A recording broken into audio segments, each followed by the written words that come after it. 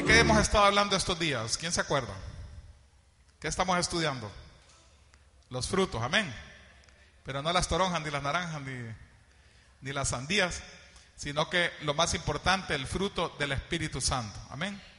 Vamos a leerlo en la pantalla, ese versículo básico de este estudio que seguimos hoy y terminamos hasta el siguiente domingo, creo yo, porque voy a tratar hoy de evacuar los del fruto 4, 5 y 6, y luego quedaría el 7, 8 y 9 para el siguiente. Vamos a ver qué dice el Señor. Dice Gálatas 5, 22 y 23. Léalo conmigo fuerte.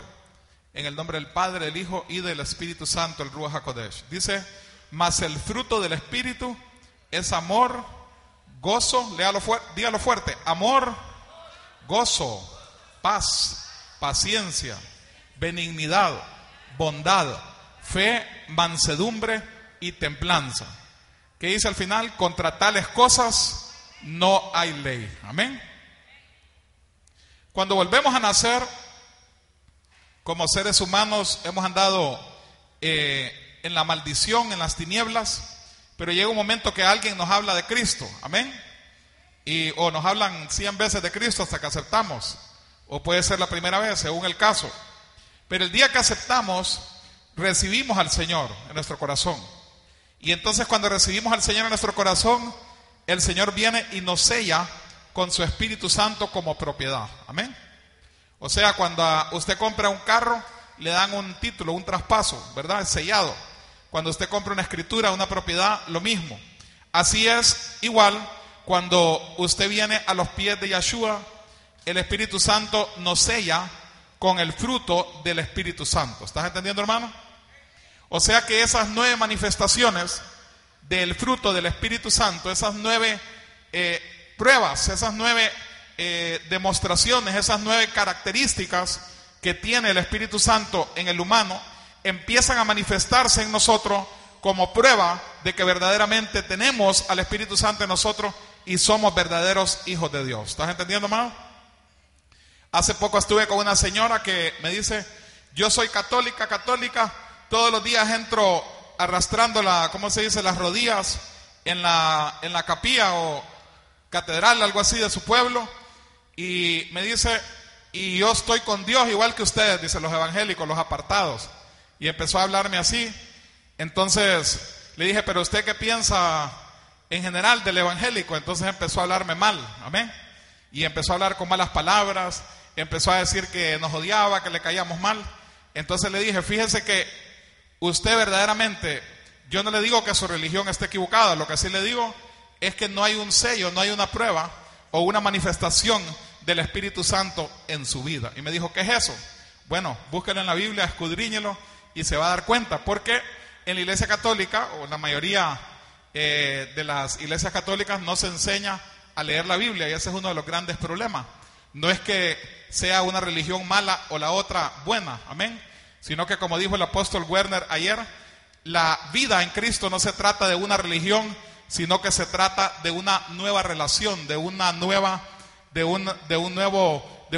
herencia, de una adopción verdadera, de un Padre que está en los cielos, que nos adquiere, que nos compra con la sangre preciosa de Cristo como hijos, nos sella con su Espíritu Santo y nos empieza a dar la herencia a la cual tenemos derecho a través de su Hijo. ¿Estamos entendiendo, hermanos? Es diferente eso a hablar que estamos en una religión. Y entonces, por eso dice la palabra, no todo el que me dice Señor, Señor entrará en el reino de los cielos, sino aquel que hace la voluntad de mi Padre. Y lo primero que debemos manifestar nosotros como hijos de Dios es estos 9 frutos de su Espíritu Santo. No solo decir Señor, Señor, sino que manifestar ese amor, manifestar esa paz, ese gozo, esa paciencia y todo lo que estamos estudiando. A su nombre. Mateo 7, 16, 22. Por sus frutos los conoceréis. Recógense uvas de los espinos o higos de los abrojos. Así todo buen árbol lleva buen fruto, el árbol malo lleva mal fruto. No puede el árbol bueno llevar mal fruto, ni el árbol malo llevar buen fruto. Todo árbol que no lleva buen fruto, córtese y échese en el fuego. Por sus frutos los conoceréis. No todo el que me dice Señor, Señor, entraré en el reino de los cielos, mas el que hiciera la voluntad de mi Padre que está en los cielos. Amén. Ahí están los 9 frutos del Espíritu Santo. Memoríceselos porque es importante al momento que nosotros nos enojamos, cuando tenemos memorizado esa palabra que se llama gozo y paz, entonces el Espíritu Santo nos recuerda que estamos actuando mal.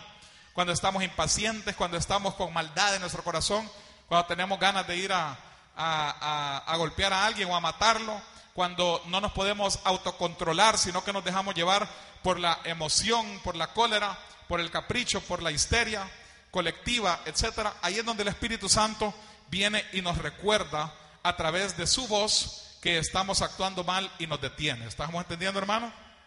A través de del Espíritu Santo nosotros llegamos a escapar de la corrupción de este mundo. Liquidamos esa condición de hombre viejo, de mujer vieja, de esa muerte espiritual que había en nosotros, y empieza a manifestarse la divinidad de Dios a través de nuestras vidas. Juan 12:23 dice: Jesús dijo: la hora viene en que el Hijo del Hombre ha de ser glorificado. Si el grano de trigo no cae en tierra y muere, él solo queda, mas si muere, mucho fruto lleva. El que ama su vida la perderá, y el que aborrece su vida en este mundo, para vida eterna la guardará. Si alguno me sirve, sígame, y donde yo estuviere, ahí también estará mi servidor. Si alguno me sirviere, mi Padre le honrará. Llega el momento, hermano, en nuestras vidas como cristianos, que tenemos que dejar ese hombre viejo, esos placeres del mundo, esas malas costumbres, o esas picardías, o esas maldades, o esos delitos que cometíamos, para empezar ya a caminar verdaderamente agradando a nuestro Padre Celestial. Dale un aplauso si lo crees, aleluya. Por eso nuestro apóstol J. Rock Lee, ¿quién es nuestro apóstol? J. Rock Lee nos habla en cada prédica de este tema del fruto del Espíritu Santo. Amén. Fruto número 4, entonces, ya hablamos de los primeros 3 el domingo pasado. Hablamos del amor, de la paz, y hoy vamos a hablar de la paciencia. Diga conmigo, paciencia. Tenemos confianza en la salvación. Amén. Amén. O sea, no estamos impacientes porque estamos confiando en que somos salvos, en que por la sangre de Cristo somos salvos. Ponemos nuestra mirada y esperanza en el cielo y la vida eterna y no en la tierra y las vanidades de este mundo. Hebreos 10:36. Porque os es necesaria la paciencia, para que habiendo hecho la voluntad de Yahweh, obtengáis la promesa. Aún un poquito y el que ha de venir vendrá y no tardará, mas el justo vivirá por fe. Y si retrocediere, no agradará a mi alma. ¿Qué le parece este versículo, hermano? Lindo, ¿verdad? Amén. Dice, aún un poquito y el que ha de venir vendrá. ¿Cuántos creen que ya viene Cristo? Mire, hay muchas manifestaciones de que ya viene Cristo, pero ¿sabe cuál es la que más me impacta a mí cada día? El correr del tiempo. ¿Cuántos sienten el tiempo volando en estos tiempos? ¿Verdad que sí? Ya en estos tiempos yo creo que la palabra aburrimiento ya no existe porque nadie se aburre. Amén. Antes se aburría uno porque se sentía aquel día largo, ¿verdad? Ahora el tiempo va corriendo de una forma galopante, de una forma acelerada. 2 cositas que haces en el día y se te va el día. ¿Por qué? Porque en la Biblia dice que en los postreros tiempos el Señor acelerará el tiempo por misericordia de nosotros, sus hijos. ¿Qué le parece, hermano? ¿Qué le parece? O sea, está acelerado el tiempo, está corriendo el tiempo más rápido para que nosotros sintamos más corta su venida. Qué lindo es el Señor, ¿verdad? Para que nosotros sintamos y tengamos fe de que verdaderamente el Señor viene por segunda vez. A su nombre. Recuerde que hay 7 fiestas hebreas. Ya se cumplieron 4 de ellas. Amén. Y falta que se cumplan las últimas 3 fiestas. Cuando esas 3 fiestas se cumplan, es la fiesta de las primicias, es la fiesta de la venida del Señor, cuando seremos raptados en el cielo, la fiesta de las trompetas, y cuando iremos a celebrar esas bodas del Cordero, y regresaremos a hacer tabernáculos en esta tierra, o sucas en esta tierra, a vivir con nuestro Cristo desde Jerusalén, gobernando la tierra durante 1000 años. A su nombre. La venida de Cristo está como, yo no diría como en el banco, porque hay un dicho que dice como en el banco, pero hay bancos que quiebran, ¿no? Entonces mejor decir, está 100% segura. Vale la pena esperarlo y servirle. Amén. Juan 11, 25 y 26 dice: yo soy la resurrección y la vida. El que cree en mí, aunque esté muerto, vivirá. Y todo aquel que vive y cree en mí, no morirá eternamente. Amén. Hermanos, los hijos de Dios ya no le tenemos que tener miedo a la muerte, porque dice la palabra que si estamos vivos, nos vamos a ir en el rapto, ¿verdad? Y dice la palabra también que si algún cristiano muere antes del rapto, será llevado antes de nosotros los que estemos vivos. ¿Qué le parece, hermano? O sea, en un abrir y cerrar de ojos, dice Tesalonicenses, serán levantados los espíritus de los que han muerto, de los que duermen, de los que están esperando para entrar al cielo, serán llevados primero y hasta después seremos raptados los que estemos vivos. Por eso Pablo decía que el morir es ganancia, ¿verdad? Decía que no teníamos que tener temor a la muerte. La gente anda 24 horas paranoica y con temor en este mundo, pensando que algo le va a pasar, pero nosotros tenemos que estar confiados en que Dios tiene un plan para nuestra vida y que si Él nos ha llamado y nos ha escogido, no va a permitir que nos pase nada. Amén. Porque Él tiene un plan preconcebido y podrán caer 1000 a un lado, 10,000 a otro, mas a nosotros el mal no llegará. Tenemos que tener esa confianza en nuestro Dios. Denle un aplauso si lo cree, aleluya. Dígale: yo lo creo, Señor. Juan 4:48 dice: si no viereis señales y milagros, no creeréis. Mira arriba: si no viereis señales y milagros, no creeréis. Por eso el Señor hace milagros, como el hermano Carlos con su hija. Por eso el Señor hace milagros a diario. ¿Cuántos reciben milagros de parte de Dios? ¿Verdad que seguido, que no da ni tiempo de contar? Estás contando uno y ya viendo el otro. Estás contando el segundo y ya cayó el tercer milagro.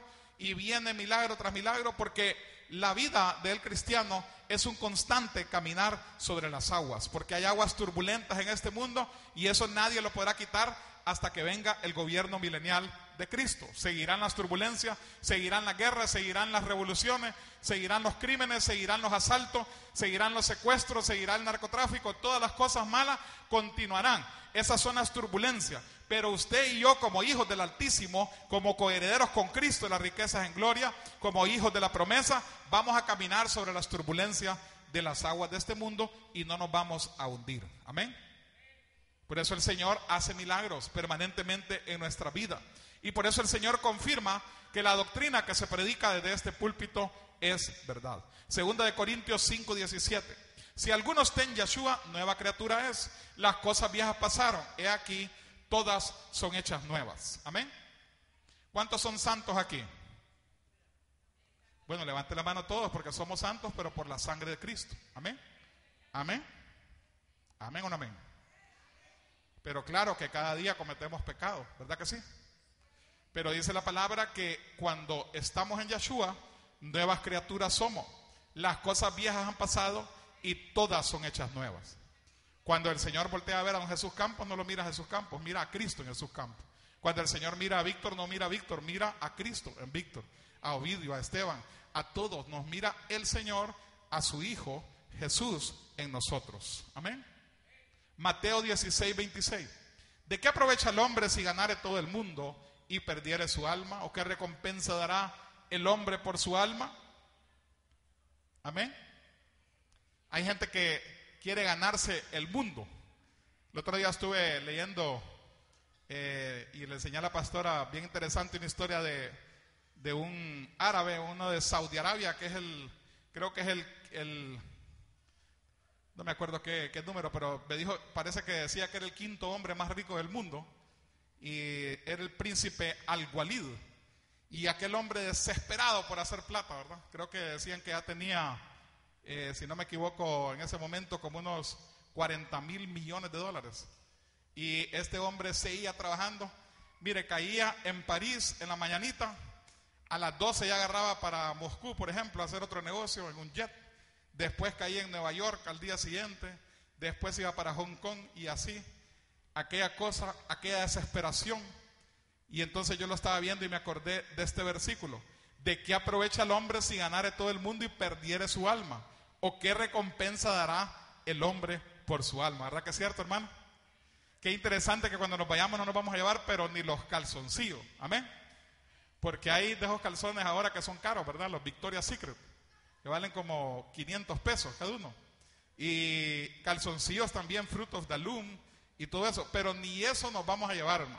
Mucho menos la camisa polo, mucho menos el sombrero Stetson, ni las botas Justin, ni la faja de cuero se va a poder llevar nadie. Amén. Qué interesante que no nos vamos a poder llevar nada. Vamos a tener que responder ante el trono celestial por lo que hayamos hecho en esta tierra. Amén.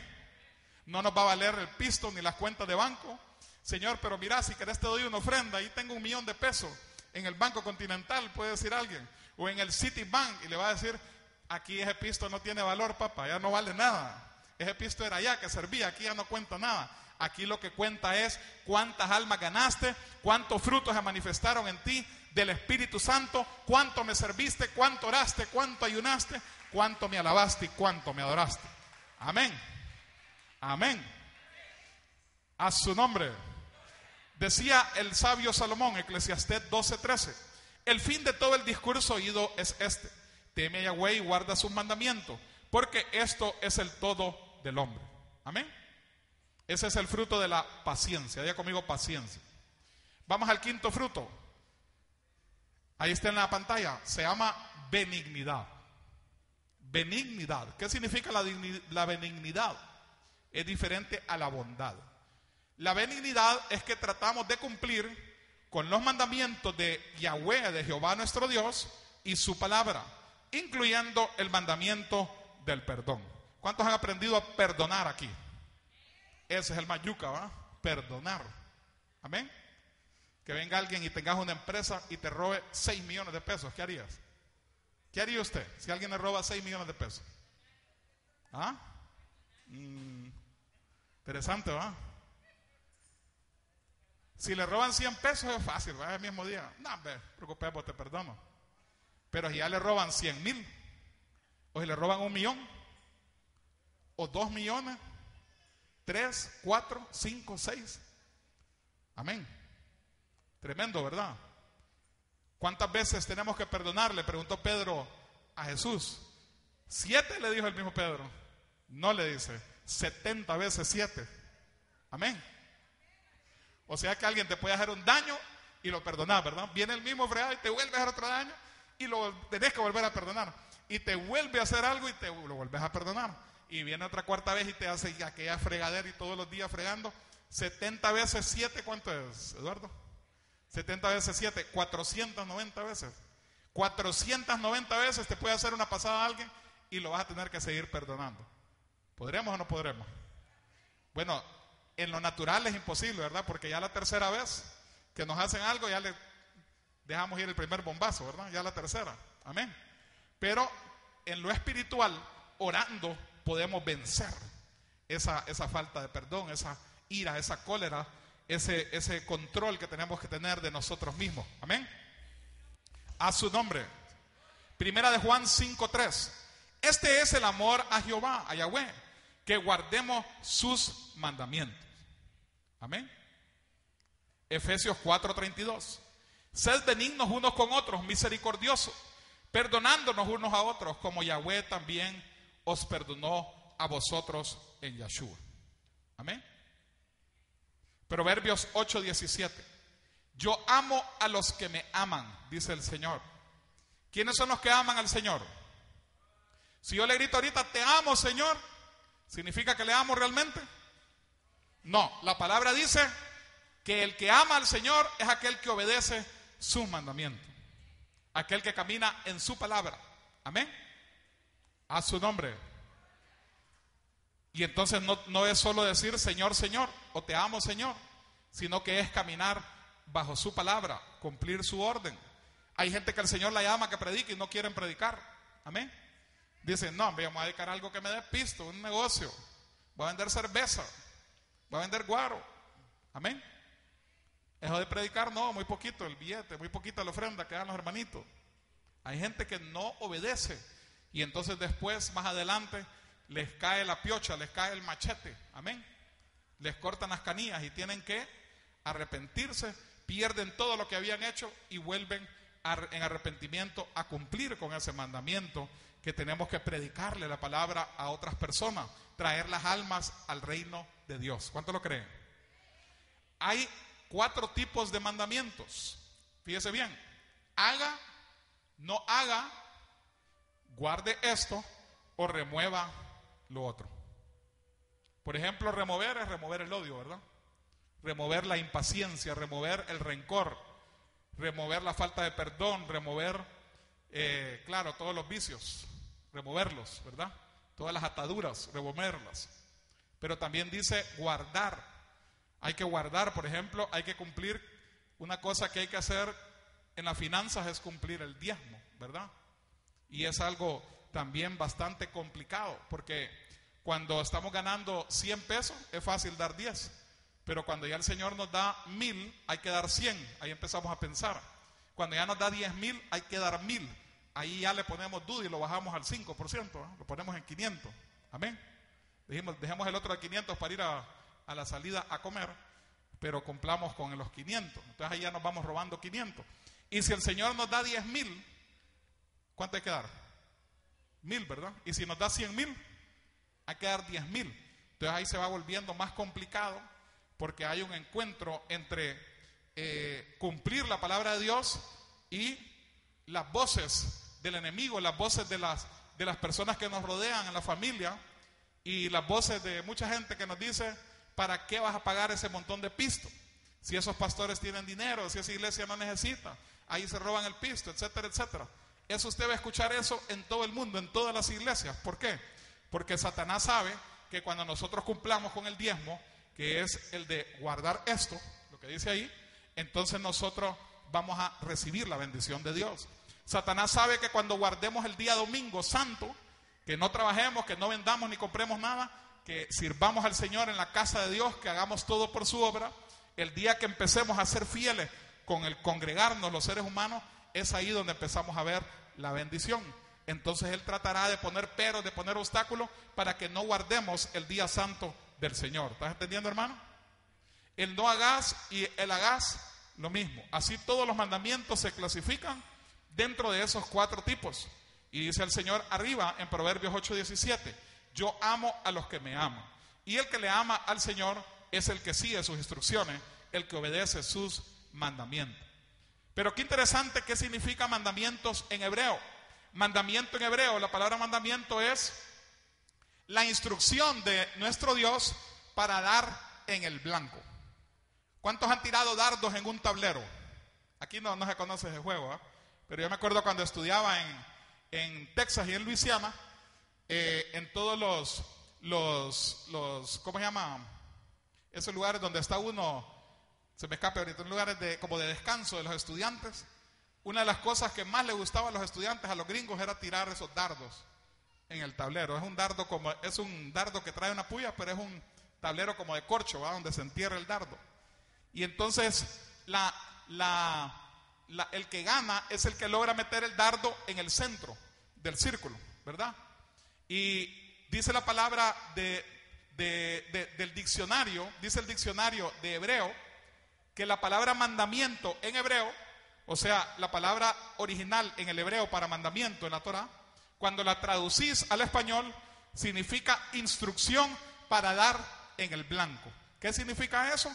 Que los mandamientos no fueron dados por Dios como una orden vertical desde arriba, tipo militar, de que la cumplamos o si no la cumplimos nos van a castigar. No es así, sino que la dio el mandamiento el Señor como un secreto o como una instrucción para que demos en el blanco en nuestra vida. ¿Estás entendiendo, hermano?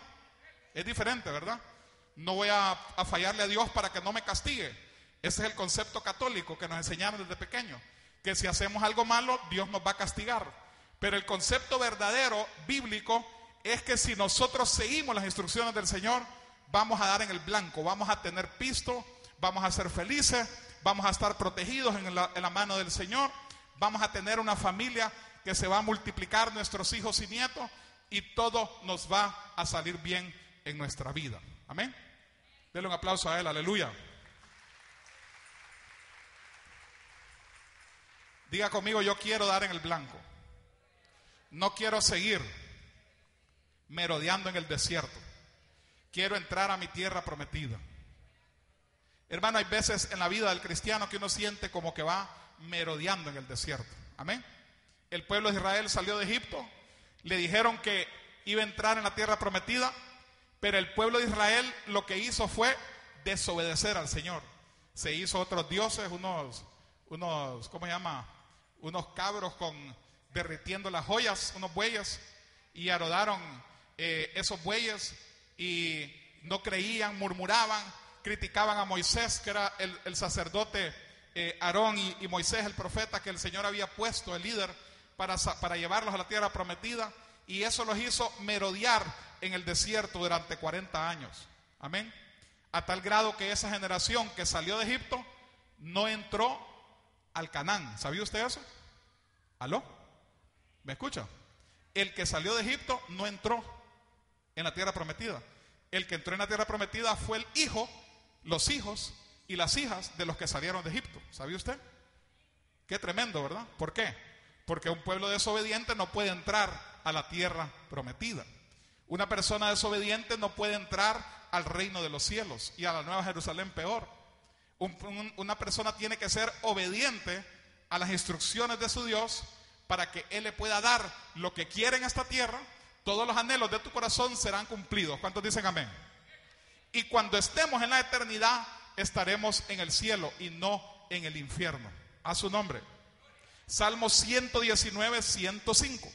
Lámpara es a mis pies tu palabra y lumbrera a mi camino. ¿Cuántos caminan en lo oscuro en su cuarto? Bueno, a la pastora Mari y a Joan no les gusta que prenda la luz, entonces me la apagan ahí como a las 9 de la noche. Me toca ir caminando en lo oscuro para no tropezarme cuando voy al baño o cuando salgo. Amén. A usted le pasa lo mismo, ¿verdad? Que la luz del cuarto está apagada cuando se levanta al baño en la noche. Tiene que ir con cuidadito para no tropezarse, ¿verdad que sí? ¿O no? O cuando se va la luz, ¿verdad? Cuando corta la luz, la famosa ENE. Entonces uno tiene que andar con cuidado. Lo único que le puede a uno alumbrar en la vida es la palabra de nuestro Dios. Es como una lumbrera en nuestro camino. Es una lámpara en nuestros pies para no tropezarnos. ¿Estás entendiendo, hermano? Por eso hay que escudriñarla, por eso hay que leerla, por eso hay que escucharla, por eso hay que comerla, por eso hay que digerirla, por eso hay que masticarla y por eso hay que vivirla, porque ella es la luz en nuestros pies, en nuestro camino. Isaías 53, versículo 6 dice que Yeshua fue a la cruz por nuestros pecados. Y hay otro versículo que dice que clavó el acta de los decretos que habían contra nosotros. Amén. A su nombre. Aquí entra un debate que dice la gente. La Biblia dice todo lo que se siembra se cosecha. Sí, pero está hablando de la siembra positiva de la semilla para recibir la cosecha. Amén. Entonces dicen, sí, pero el que a hierro mata, a hierro muere. El que hace esto tiene que pagar la consecuencia. Pero la palabra de Dios en el Nuevo Testamento nos hace entrar en un periodo de la gracia donde dice que si nosotros venimos a Cristo, todas las cosas viejas pasan y todas son hechas nuevas. Todo lo que usted hizo en su vida pasada ya quedó atrás. Nadie le va a pasar factura. Dele un aplauso si lo cree, aleluya.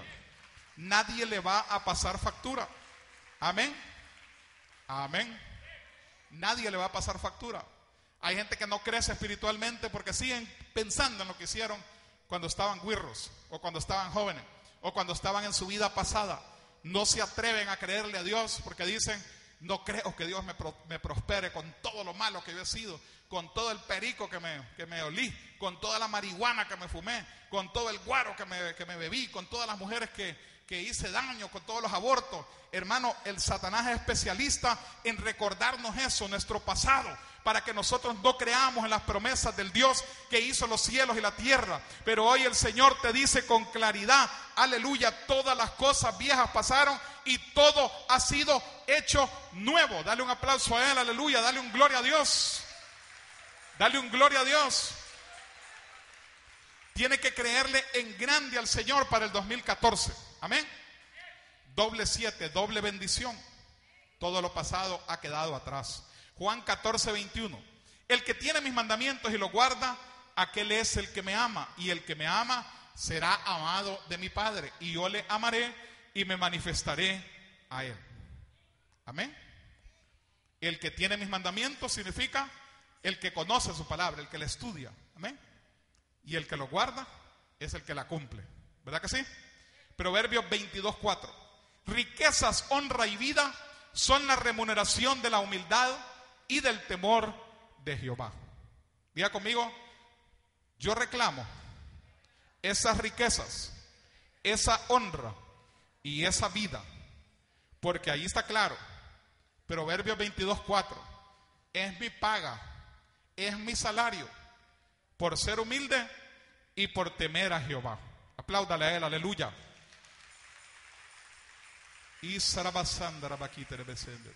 Juan 15:10. Si guardare mis mandamientos, permaneceréis en mi amor, así como yo también he guardado los mandamientos de mi Padre y permanezco en su amor. Amén. Juan 14:15. Si me amáis, guardad mis mandamientos. ¿Verdad que sí? La benignidad entonces incluye el perdón. Colosenses 3:13. Soportándonos unos a otros y perdonándonos unos a otros, si alguno tuviere queja contra otro, de la manera que Yeshua os perdonó, así también hacedlo vosotros.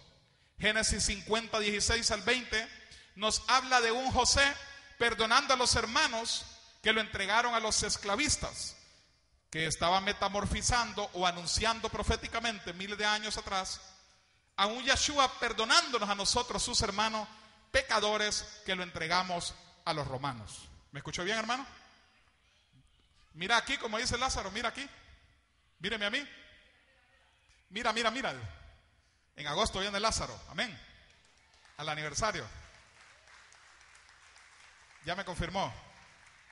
Y viene algo más grande también, pero se los digo hasta que nos lo confirmen, amén. Hermanos, nos habla la historia en Génesis 50:16-20, que Jacob tenía 12 hermanos. Diga conmigo, 12 hermanos, para que se vaya acordando las cosas, amén. 11 hermanos tenían envidia de José. ¿Qué hicieron ellos? Le dijeron al papá que una bestia se había comido, me imagino que un coyote o algo así, ¿verdad?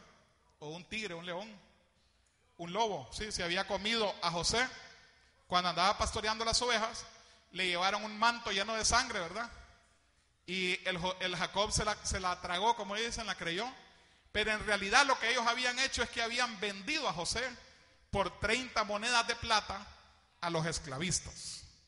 Antes había compra y venta de seres humanos, que ya no existe ahora, gracias a Dios. Pero, bueno, existe en algunos lugares todavía, en algunos países musulmanes y otros. Pero en ese tiempo era algo normal que la gente comprara a otro humano como animal y que lo vendiera. Entonces vinieron estos esclavistas y le dieron 30 monedas a los hermanos de José. Se llevaron a José y lo fueron a vender a Egipto. El que lo compró se llamaba Potifar. Diga conmigo, Potifar. Y este Potifar era el jefe o uno de los jefes de Egipto, del sector carcelario, ¿verdad? Y entonces Potifar, aleluya, empezó a fijarse en José, porque José, Dios le revelaba los sueños, etcétera, toda la historia que no nos podemos entrar en detalle ahorita, pero que ya la conocemos, porque en JVN se pasa seguido esa película, amén. No porque lean la Biblia, sino porque la miran en la película, ¿verdad que sí? Pero hay que leerla también en la Biblia, amén. Y entonces esto provocó para que al final, a través de todo un proceso, cuando ya estaban muriendo los hermanos de José en Israel, muriendo del hambre, porque había una gran sequía, dice la palabra que bajaron a Egipto, y porque cuando uno va a Israel sube, ¿verdad? Y cuando sale de Israel hacia otro país baja. Eso es un concepto espiritual. Y entonces bajaron a Egipto, y ellos, a través de toda la historia, se revela José a ellos. ¿Y qué hace José? José no les reclama nada, sino que los perdona. Diga conmigo, los perdonó. Amén. Y los salvó. ¿Verdad que los salvó? Si José no los salva, si José no los perdona ni los salva, muere Israel. No existiría ya el pueblo judío o la nación de Israel. Hermanos, esto simboliza a un Yeshua perdonándonos también a nosotros, sus hermanos menores. ¿Quién crucificó a Jesús? A ver, ¿quién crucificó a Jesús? ¿Los romanos? ¿Los judíos? ¿Quién crucificó a Jesús? ¿Sabe quién crucificó a Jesús? Usted y yo, nosotros, todos los seres humanos. Amén. Todo el humano anda en pecado, ¿verdad? En desobediencia. Entonces nosotros lo crucificamos. Fíjese que cuando delante de Pilato se le presentó a Barrabás, un ladrón, un revolucionario, y se le presentó a Yeshua para que escogiera el pueblo a quien liberaban, la gente prefirió al ladrón, al revolucionario, al asaltante llamado Barrabás. Dijeron que lo soltaran a él y que crucificaran a Jesús. Amén. Claro que ya sabemos que esto era parte de un plan, porque Jesús tenía que morir crucificado, tenía que tomarse esa copa, tenía que entregarse como cordero inmolado, de acuerdo a la profecía que había dado Isaías y muchos profetas anteriormente. Y esta profecía de un José salvando a sus hermanos estaba anunciando el cumplimiento de eso, que Yeshua iba a morir en esa cruz salvándonos a nosotros los pecadores, sus hermanitos, nosotros los hondureños, los chapines, los coreanos, los chinos. Todos fuimos salvos a través de nuestro hermano mayor Yeshua, las primicias de la resurrección. Amén. ¿Verdad que es interesante la Biblia? Y por donde la busques le vas a encontrar sentido. Amén. En la oración al Padre nuestro, nuestro Señor Jesús nos dice: perdónanos nuestras deudas como también nosotros perdonamos a nuestros deudores. Amén. ¿Cuál es la clave para que el Señor nos perdone los pecados de cada día? ¿Cuál es la clave? Perdonar, ¿verdad que sí? Si usted no perdona al que le hace un daño, entonces el Señor, usted pierde el derecho, ¿verdad?, a pedir, a hacer esta oración, porque usted está diciendo ahí que usted perdonó a su deudor, perdonó al que le hizo daño, ¿verdad que sí? Pero si eso es mentira, el Señor lo sabe, que usted no lo perdonó, que usted lo odia, que usted le quiere meter un balazo o un bombazo, o quitarle el carro, o robarle, o lo que sea. Amén. Por lo menos su coscorrón, ¿va? Pero la palabra dice que perdonemos. Amén. Amén. Y entonces ahí el Señor nos va a perdonar. Yo creo que el Señor nos está hablando este día, ¿verdad que sí? Hay cosas que vemos nosotros que no nos podemos liberar de ellas, de esas cargas un día, y es porque andamos nosotros también que no queremos liberar a aquel que nos ha hecho daño, aquel que nos robó, aquel que nos quitó, aquel que nos afectó, que nos criticó, aquel que habló mal de nosotros. No lo podemos perdonar, no logramos. Y eso hace que el Señor no mire que ese corazón ya está limpio de eso. Entonces no viene perdón hacia nosotros. Nos atamos nosotros mismos a través de ese proceso. Amén. Por eso es importante perdonar cada día. ¿Cuántos lo creen? Hay una historia de un rey, no la voy a leer por el tiempo, ¿verdad? Pero dice que Jesús la contó de sus propios labios, que había un rey que perdonó a un hombre que le debía miles, una gran cantidad de dinero. Y el rey lo perdonó y no lo metió preso, ni lo colgó, ni lo mató, ni lo fusiló. Amén. Pero este deudor, cuando salió del palacio real, se encontró con unos que le debían una baleada, 10 pesos, que le había invitado un fresco y nunca se lo pagó, que le había prestado 20 pesos y no se los pagó. Tonteritas, pues, ¿verdad? Y se los encontró afuera cuando iba saliendo del palacio y les empezó a pegar aquella gran golpiza, los agarró en el piso. Me pagas ahorita, te mato, desgraciado. Y le empezó a golpear y a ahorcarlo, ¿verdad? Dame ese dinero ahorita, esos 20 pesos o te mato. Y entonces vino uno de los guardias del palacio y le fue a contar al rey, ¿verdad? Y le dice, de sapo, ¿eh? Le dice, mira, aquel que perdonaste vos, que te debía como 100,000 pesos, allá está ahorcando a unos por 20 pesos y por 10. ¿Qué le parece? Entonces el rey se enojó grandemente y dijo, mándenme a traer ese fregado y me lo meten a la cárcel. Ahí no me lo sacan hasta que me traiga los 100,000 pesos. Amén. ¿Qué le parece, hermano? ¿Verdad que nos está hablando el Señor? Nosotros queremos que el Señor nos perdone grandes cosas, que nos pague grandes deudas, que nos libere de la pobreza, que nos libere de una enfermedad, pero nosotros estamos con aquella cosita que aquel me hizo esto, que me quitó la baleada, que me quitó esto, que me criticó, que me celó, etcétera, etcétera. Amén. Hay que perdonar para que Él nos perdone, para que el Rey nos perdone. Denle un aplauso a Él, aleluya. El perdón es un condicionante para que Yahweh responda a nuestras oraciones. Marcos 11:24. Y hoy sí nos habla clarísimo el Señor. Todo lo que pidiereis orando, creed que lo recibiréis y os vendrá. Y cuando estéis orando, perdonad si tenéis algo contra alguno, para que también vuestro Padre que está en los cielos os perdone a vosotros vuestras ofensas. Porque si vosotros no perdonáis, tampoco vuestro Padre que está en los cielos os perdonará vuestras ofensas. Aló. Como estamos en la zona del presidio, se pierde la señal, ¿va? No se oye, señor cura. No le escucho acá atrás, pastor. Tiene mal el sonido, Mauricio. No, hermano, estamos escuchando con claridad. Usted que está en la televisión me está escuchando con claridad. Usted que está en la radio me está escuchando con claridad. Hoy mismo tiene que pedirle perdón a aquel que usted guarda rencor en su corazón. Dele un aplauso al Señor. ¿Para qué? Para que esta semana empiece a ver su victoria. Amén. Amén. Tengo que volar por el tiempo. Está bonita el estudio. La revelación profética del perdón para la salvación confiando en un Dios perdonador. Lucas 23:34. Jesús decía: Padre, perdónalos, porque no saben lo que hacen. Amén. Lo mismo tiene que hacer usted. Perdonarlo al que le hizo daño, porque él no sabe lo que hace. Amén. Puede ser que usted diga: bien que sabe. Sí, pero él no conoce la palabra, él no ha sido instruido, él no ha tenido el bautismo, la revelación, el fuego del Espíritu Santo. Él no ha llegado al tiempo correcto de Dios, al momento en que el Señor lo va a limpiar. Y por eso usted tiene que decir: lo perdono, porque él no sabe lo que hace. Amén. En su momento el Señor tratará con él, pero usted perdónelo, porque no guardamos nada con guardar ese rencor. Fruto número 6, la bondad.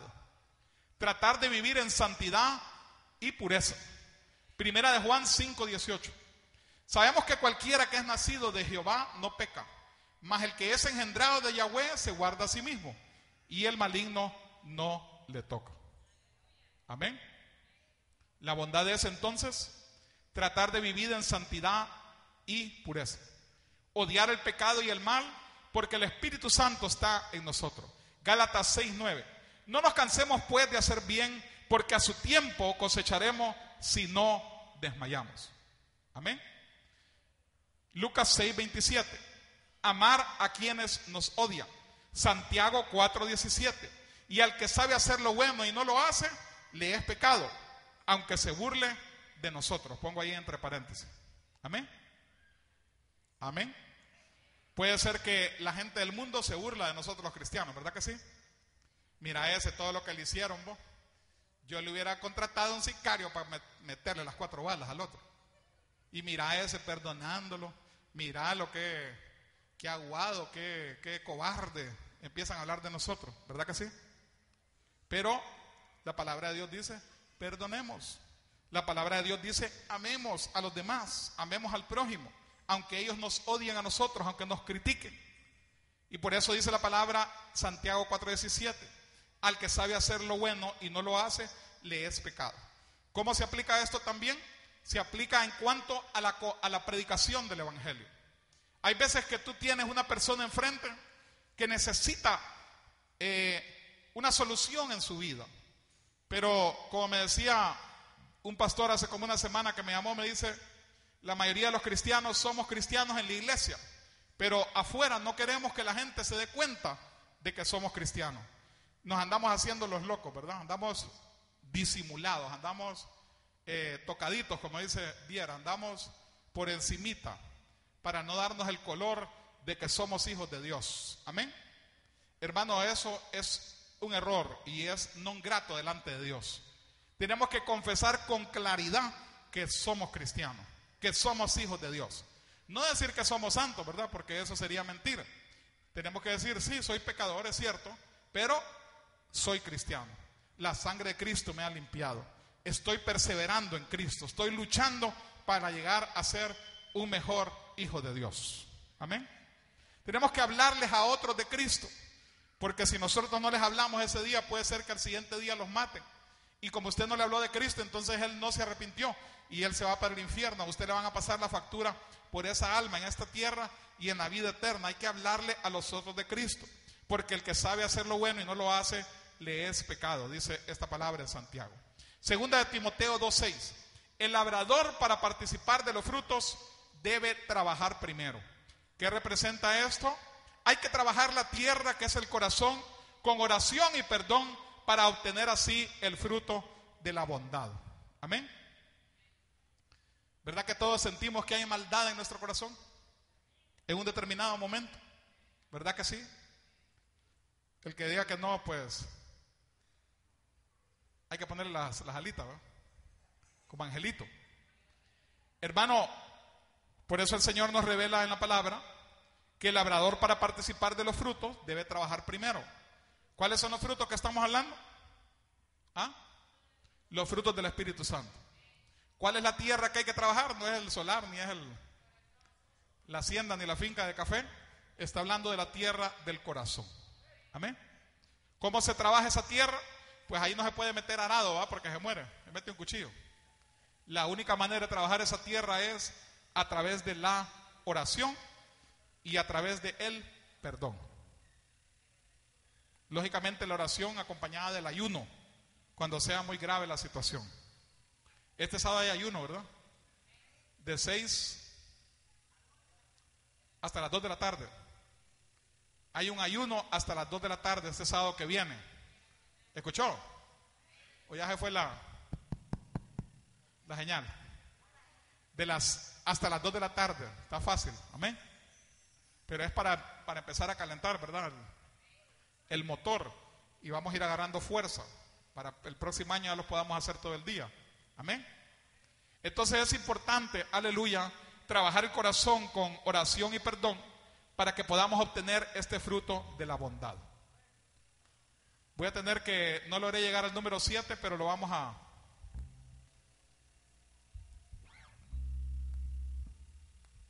Sí, porque es bastante fuerte, extenso. Vamos a tener que dejarlo para el próximo domingo, el fruto de la fe, el número 7. Amén. Póngase de pie, por favor. Gracias, Señor.